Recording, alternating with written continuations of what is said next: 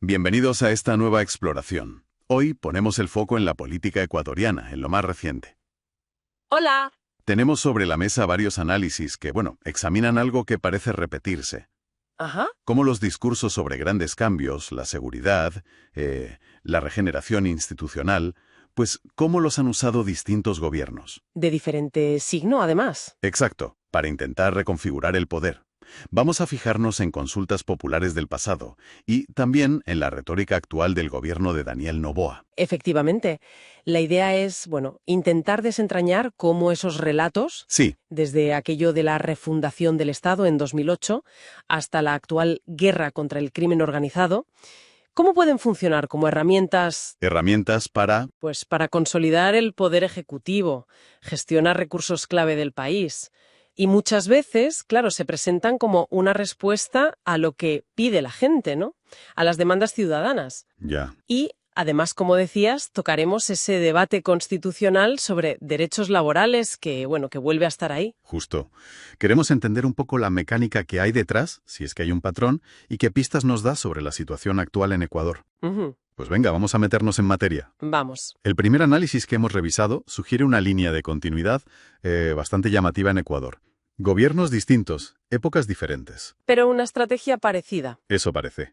Usar consultas populares o discursos de crisis para impulsar reformas gordas. Sí. Si empezamos por 2008, con Rafael Correa, se propuso una nueva constitución. La idea era refundar el Estado. Claro. El ambiente era de mucho hartazgo con la política tradicional, la partidocracia, que llamaban. Exacto. Prometía más democracia, más derechos, y consiguió un apoyo enorme, ¿verdad? Sí, los datos del CNE, del Consejo Nacional Electoral, hablaban de un 63,93%, un apoyo muy, muy amplio. Un respaldo masivo. Así fue. Sin embargo, lo interesante, visto ahora con perspectiva, es ver qué pasó después. Claro. Esa promesa inicial de más participación ciudadana, pues según interpretan estas fuentes, acabó derivando en una centralización notable del poder en la presidencia. O sea, más poder para el presidente. Eso es. Y las instituciones de control, tipo fiscalías, contralorías, pues quedaron bastante subordinadas a una lógica estatal muy, muy vertical. Ya. Y la narrativa, el relato de la revolución ciudadana, sirvió en la práctica para justificar esa concentración de poder. Entiendo. Y la cosa no se quedó ahí, ¿no? 3 años después, en 2011, el mismo gobierno. ¿Otra consulta? Exacto. La excusa, o el motivo público, era reformar el sistema judicial y, poner freno a supuestos excesos mediáticos. Sí, se presentó con una frase muy potente. Una cirugía mayor sin anestesia contra la corrupción. Muy gráfico. Desde luego. Y aquí es donde la lectura de las fuentes se pone, especialmente interesante. Porque el resultado práctico, según estos análisis, fue un sistema de justicia con mayor dependencia del poder ejecutivo. ¿Más control desde arriba? Y una legislación de comunicación que, en opinión de muchos observadores y de estas fuentes, pues debilitó la libertad de expresión. O sea, que de nuevo. De nuevo, la bandera de la moralización, del cambio, sirvió para reforzar el control institucional desde el gobierno central. Parece que se repite el mecanismo, ¿no? Parece. Damos un salto a 2018. Cambia el gobierno. Llega Lenín Moreno. Y cambia el discurso radicalmente. Totalmente. Ahora se trata de desmontar el supuesto autoritarismo de Correa, de iniciar una nueva era de transparencia, otra consulta popular. Sí, y ahí se aprobaron reformas importantes. Se eliminó la reelección indefinida. Eso es. Se incluyeron medidas contra la corrupción y, algo clave, se reestructuró el Consejo de Participación Ciudadana y Control Social, el CPCC. El órgano que designa a las autoridades de control, ¿no? Fiscal general, contralor. Exacto, ese mismo. Los apoyos fueron altísimos también, entre el 63% y el 74%. Sobre el papel, parecía un giro de 180 grados. Un cambio real, parecía. Cierto, el discurso era de ruptura total. Pero si conectamos esto con la visión de conjunto que proponen los análisis, pues el patrón parece que vuelve a aparecer. ¿En qué sentido? Se cambió un grupo de poder por otro. Sí, eso es evidente. Pero la estructura de concentración de poder no se modificó en lo fundamental. Ese CPCS, llamado transitorio, que en teoría debía asegurar independencia, pues acabó convirtiéndose, según estas lecturas, en un instrumento más. ¿Un instrumento para qué? Pues para reconfigurar el poder y para la disputa entre distintas facciones de las élites políticas y económicas.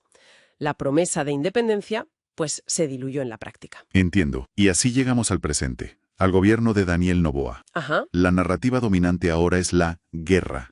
Guerra contra la minería ilegal, la corrupción, los grupos de delincuencia organizada, los GDO. Sí, esa es la palabra clave, guerra. El análisis que tenemos lo compara directamente con los procesos anteriores. Dice que es una retórica de salvación nacional. Que apela al miedo, ¿no? Y al agotamiento de la sociedad frente a la violencia, a la inseguridad. Claro. Y se construye un enemigo un poco abstracto. La mafia, el caos, los terroristas. Un enemigo difuso. Exacto. Para justificar medidas excepcionales y, bueno, un poder ejecutivo fuerte. Exacto. Y esto nos lleva a una pregunta importante que plantean estas fuentes. ¿Qué hay realmente detrás de este discurso de seguridad y de limpieza institucional? ¿Qué sugieren? Pues los textos sugieren que podría haber una intención de regularizar de forma selectiva ciertas actividades extractivas, sobre todo mineras, Ajá. y al mismo tiempo recentralizar el poder político. Todo bajo el argumento de la necesidad de imponer orden. Ya. Se mencionan, por ejemplo, informes de prensa. Hay uno de El País, del 19 de junio de 2025, que habla de concesiones mineras autorizadas en zonas críticas, zonas que estaban bajo control militar. ¿Y cómo se justifica eso? Pues se justifica diciendo que es una forma de recuperar la soberanía frente a los grupos ilegales. Pero ahí surgen contradicciones, ¿no? Porque las fuentes también recogen otras cosas. Claro, otros medios como La Hora o El Telégrafo han publicado investigaciones sobre presunta infiltración de corrupción en la propia Agencia de Regulación y Control Minero, la ARCOM, Vaya. y sobre posibles vínculos entre funcionarios del Estado y grupos criminales en el sector minero. Parece un círculo vicioso. El Estado intenta controlar, pero a la vez es permeable a lo que dice combatir. Precisamente. Y aquí los análisis señalan una diferencia clave respecto a los procesos anteriores, los de Correa y Moreno. ¿Cuál? Que ahora, con Noboa, no ha habido una consulta popular específica, no ha habido una votación directa como las de 2008, 2011 o 2018 para legitimar estas acciones. Es verdad. Sin embargo, se argumenta que el discurso presidencial actual, tan centrado en la seguridad y la lucha contra el crimen, pues cumple esa misma función. La función legitimadora. Exacto. Se usa la retórica de la seguridad nacional para validar decisiones del Ejecutivo que, de facto, están transformando el orden jurídico, económico, territorial. Ya no se vota, pero se legitima con el discurso. Eso es. El enemigo a batir ahora no es la partidocracia o la reelección indefinida, sino el crimen organizado y la minería ilegal. Una narrativa que, según esta interpretación, resulta muy funcional. ¿Funcional para qué? Pues para controlar los territorios con recursos naturales y, para disciplinar socialmente, digamos. Vale. Entonces, si intentamos resumir este hilo conductor que parece verse, la fórmula sería identificar un enemigo que genere rechazo moral. Corrupción, autoritarismo, crimen... Sí. Apelar al apoyo popular, ya sea con votos, en referéndum o con discursos de emergencia. Ajá. Usar ese respaldo para reconfigurar instituciones clave y, al final, consolidar o ampliar el poder del gobierno de turno. Es esa la mecánica que se repite según estos análisis. Ese es el patrón que las fuentes identifican en estos 4 momentos clave: 2008, 2011, 2018 y el discurso predominante en 2025. Y el resultado parece siempre el mismo. El resultado, que parece constante, es una ampliación del margen de maniobra del Ejecutivo. Y, en paralelo, una disminución del control ciudadano real sobre las decisiones importantes. Sobre todo las que tienen que ver con recursos estratégicos. Especialmente esas, sí.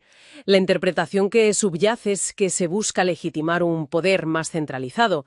Se le da una apariencia de renovación democrática o de respuesta necesaria a una crisis. Ya.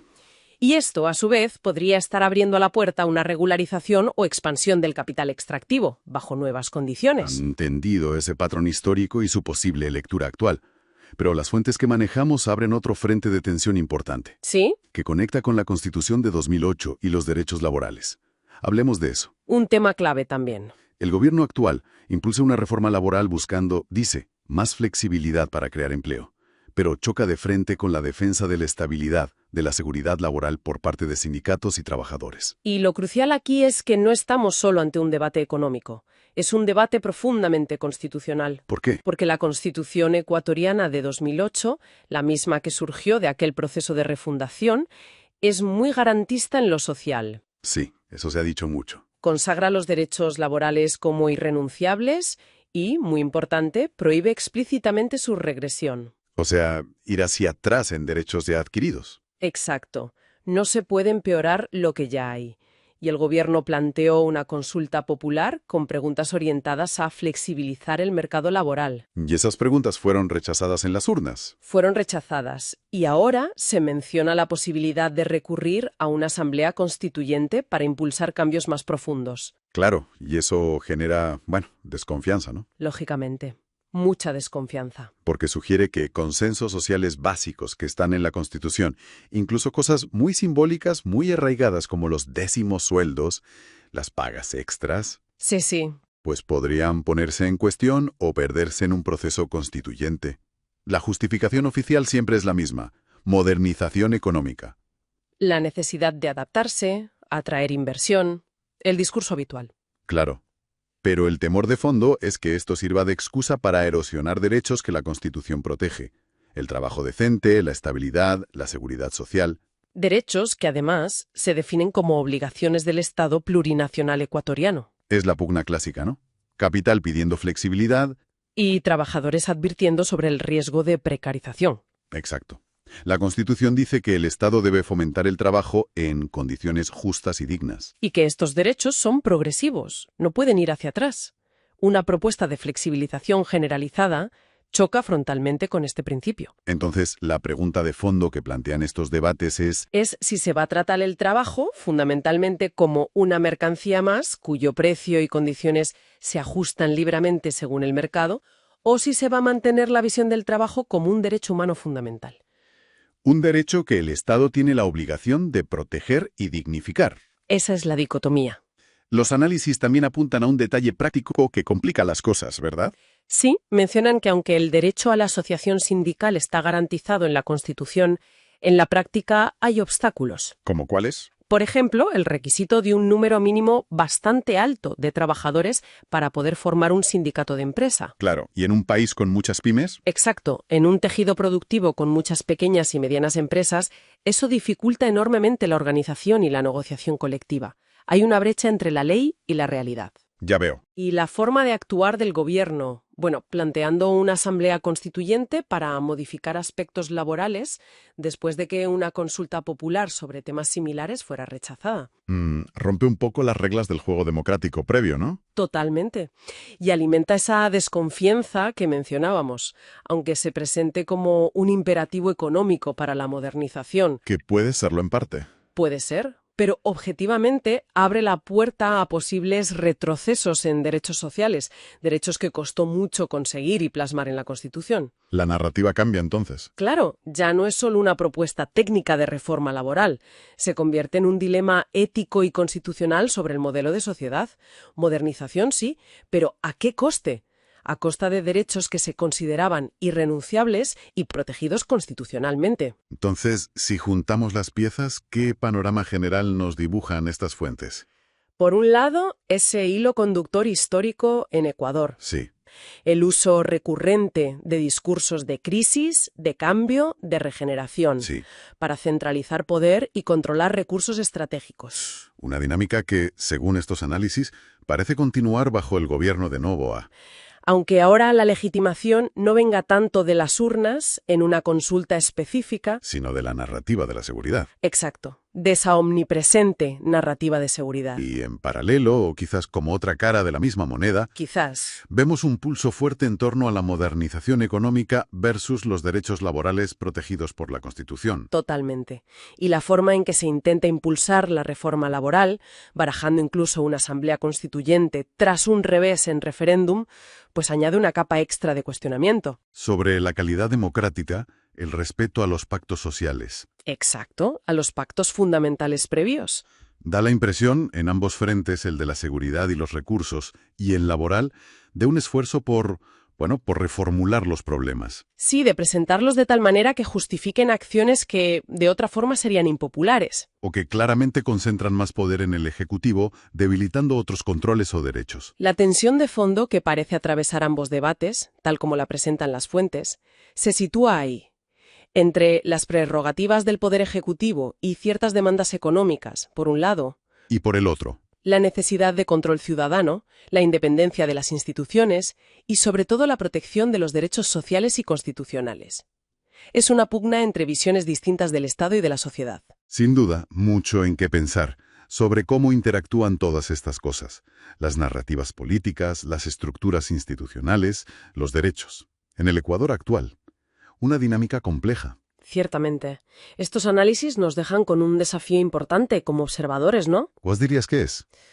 Pues la necesidad de saber distinguir entre lo que es una genuina preocupación por la ética pública y la seguridad y lo que pueden ser discursos moralizadores o de emergencia utilizados estratégicamente. Para alcanzar objetivos políticos concretos. Exacto. Y queda una reflexión final pendiente, creo yo, una pregunta abierta. A ver. Mirando hacia el futuro inmediato de Ecuador, ¿cómo podría encontrarse un equilibrio real? Un equilibrio entre esa necesidad percibida, y en parte real, claro, de seguridad nacional y adaptación económica. Sí. Y la promesa constitucional de no permitir retrocesos en derechos sociales y laborales. Sobre todo, cómo lograrlo cuando la confianza pública en los mecanismos que se proponen para llevar a cabo esos cambios parece estar, bajo mínimos. Una pregunta complicada. Es una cuestión compleja y crucial, creo yo, para seguir observando de cerca. Si intentamos resumir este hilo conductor que parece verse, la fórmula sería identificar un enemigo que genere rechazo moral. Corrupción, autoritarismo, crimen. Sí. Apelar al apoyo popular, ya sea con votos, en referéndum o con discursos de emergencia. Ajá. Usar ese respaldo para reconfigurar instituciones clave y, al final, consolidar o ampliar el poder del gobierno de turno. Es esa la mecánica que se repite según estos análisis. Ese es el patrón que las fuentes identifican en estos 4 momentos clave: 2008, 2011, 2018 y el discurso predominante en 2025. Y el resultado parece siempre el mismo. El resultado que parece constante es una ampliación del margen de maniobra del Ejecutivo y, en paralelo, una disminución del control ciudadano real sobre las decisiones importantes. Sobre todo las que tienen que ver con recursos estratégicos. Especialmente esas, sí.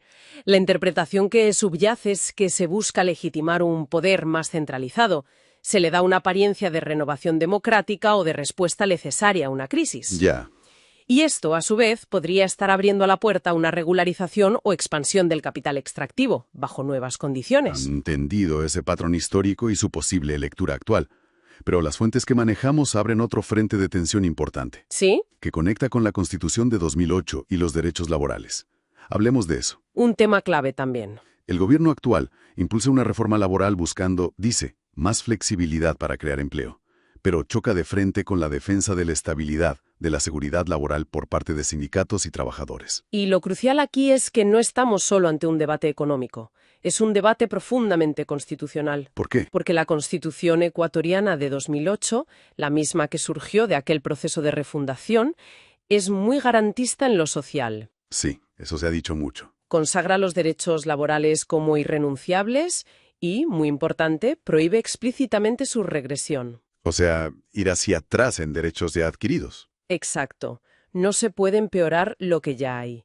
Y el gobierno planteó una consulta popular con preguntas orientadas a flexibilizar el mercado laboral. Y esas preguntas fueron rechazadas en las urnas. Fueron rechazadas. Y ahora se menciona la posibilidad de recurrir a una asamblea constituyente para impulsar cambios más profundos. Claro, y eso genera, desconfianza, ¿no? Lógicamente.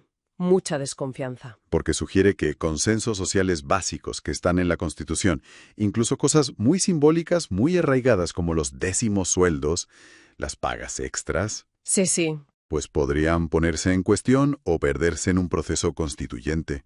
La justificación oficial siempre es la misma: modernización económica. La necesidad de adaptarse, atraer inversión, el discurso habitual. Claro. Pero el temor de fondo es que esto sirva de excusa para erosionar derechos que la Constitución protege. El trabajo decente, la estabilidad, la seguridad social.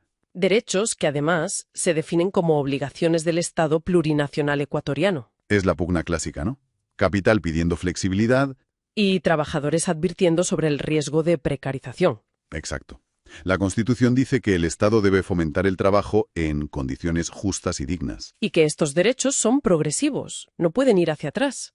Una propuesta de flexibilización generalizada choca frontalmente con este principio. Entonces, la pregunta de fondo que plantean estos debates es Si se va a tratar el trabajo fundamentalmente como una mercancía más, cuyo precio y condiciones se ajustan libremente según el mercado, o si se va a mantener la visión del trabajo como un derecho humano fundamental.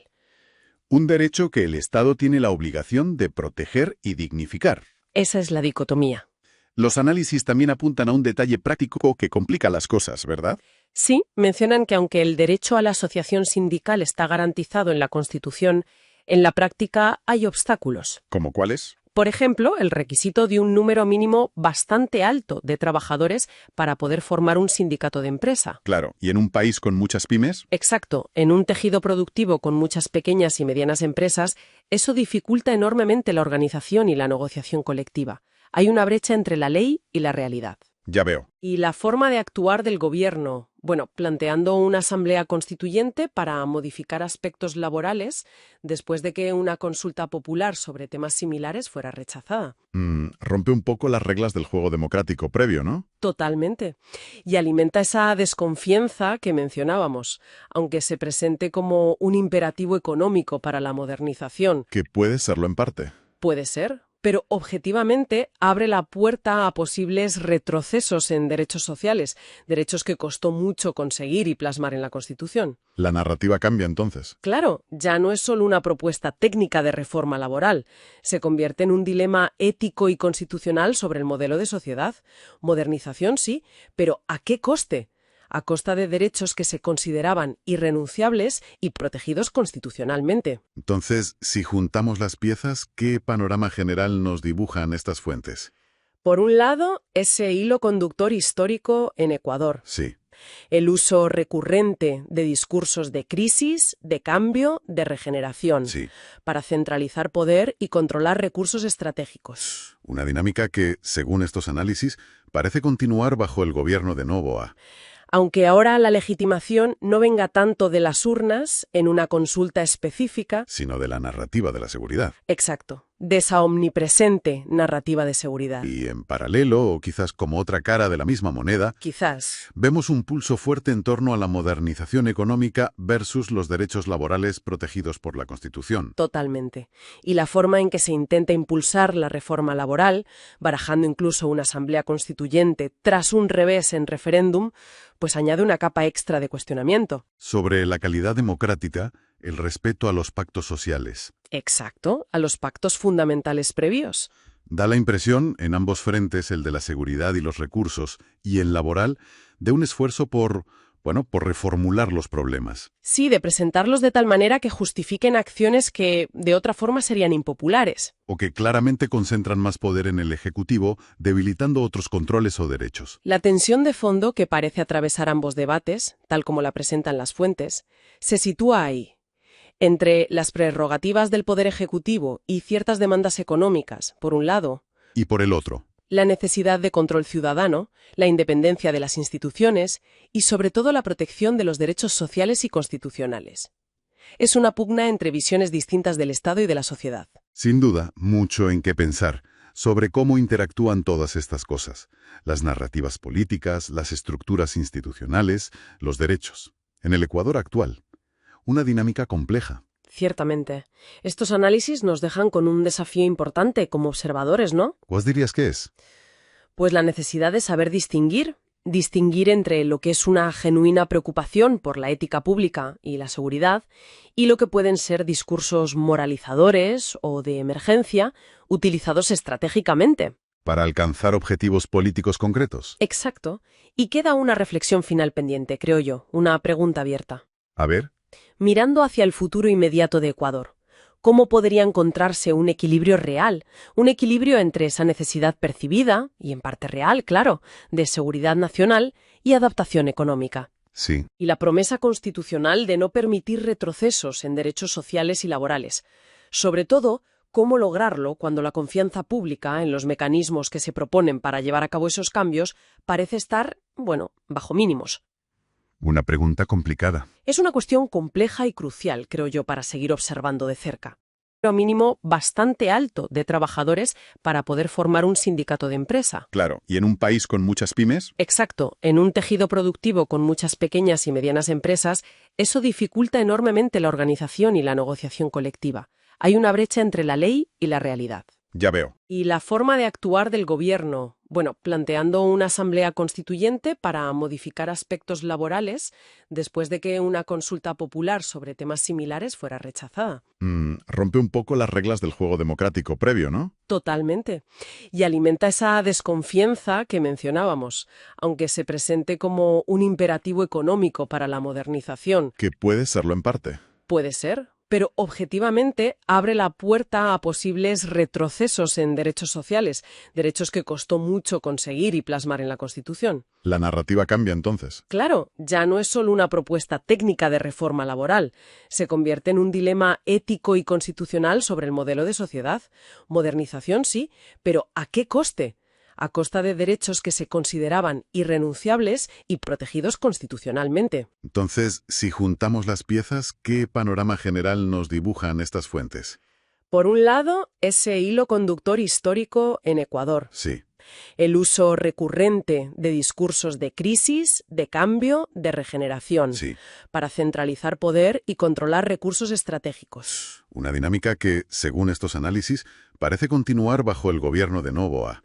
Aunque ahora la legitimación no venga tanto de las urnas en una consulta específica, Sino de la narrativa de la seguridad. exacto, de esa omnipresente narrativa de seguridad. Y en paralelo, o quizás como otra cara de la misma moneda, Quizás. vemos un pulso fuerte en torno a la modernización económica versus los derechos laborales protegidos por la Constitución. Totalmente. Y la forma en que se intenta impulsar la reforma laboral, barajando incluso una asamblea constituyente tras un revés en referéndum, pues añade una capa extra de cuestionamiento. Sobre la calidad democrática, el respeto a los pactos sociales. Exacto, a los pactos fundamentales previos. Da la impresión, en ambos frentes, el de la seguridad y los recursos, y el laboral, de un esfuerzo por reformular los problemas. Sí, de presentarlos de tal manera que justifiquen acciones que de otra forma serían impopulares. O que claramente concentran más poder en el Ejecutivo, debilitando otros controles o derechos. La tensión de fondo que parece atravesar ambos debates, tal como la presentan las fuentes, se sitúa ahí, entre las prerrogativas del Poder Ejecutivo y ciertas demandas económicas, por un lado, Y por el otro, la necesidad de control ciudadano, la independencia de las instituciones y, sobre todo, la protección de los derechos sociales y constitucionales. Es una pugna entre visiones distintas del Estado y de la sociedad. sin duda, mucho en qué pensar sobre cómo interactúan todas estas cosas, las narrativas políticas, las estructuras institucionales, los derechos. En el Ecuador actual, una dinámica compleja. Ciertamente. Estos análisis nos dejan con un desafío importante como observadores, ¿no? ¿Cuál dirías que es? Pues la necesidad de saber distinguir entre lo que es una genuina preocupación por la ética pública y la seguridad y lo que pueden ser discursos moralizadores o de emergencia utilizados estratégicamente. Para alcanzar objetivos políticos concretos. Exacto. Y queda una reflexión final pendiente, creo yo, una pregunta abierta. A ver, Mirando hacia el futuro inmediato de Ecuador, ¿cómo podría encontrarse un equilibrio real? Un equilibrio entre esa necesidad percibida, y en parte real, claro, de seguridad nacional y adaptación económica. sí. Y la promesa constitucional de no permitir retrocesos en derechos sociales y laborales. Sobre todo, ¿cómo lograrlo cuando la confianza pública en los mecanismos que se proponen para llevar a cabo esos cambios parece estar, bajo mínimos? Una pregunta complicada. Es una cuestión compleja y crucial, creo yo, para seguir observando de cerca. De cuestionamiento. Sobre la calidad democrática, el respeto a los pactos sociales. Exacto, a los pactos fundamentales previos.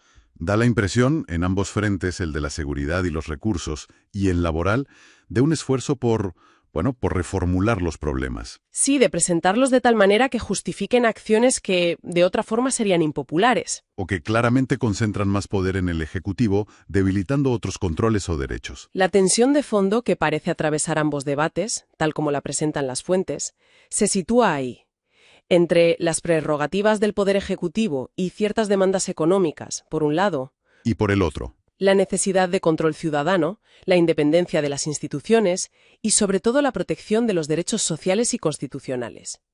Es una pugna entre visiones distintas del Estado y de la sociedad. sin duda, mucho en qué pensar sobre cómo interactúan todas estas cosas, las narrativas políticas, las estructuras institucionales, los derechos. En el Ecuador actual, una dinámica compleja. Ciertamente.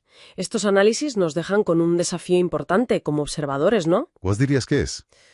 Pues la necesidad de saber distinguir entre lo que es una genuina preocupación por la ética pública y la seguridad y lo que pueden ser discursos moralizadores o de emergencia utilizados estratégicamente. ¿Para alcanzar objetivos políticos concretos? Exacto.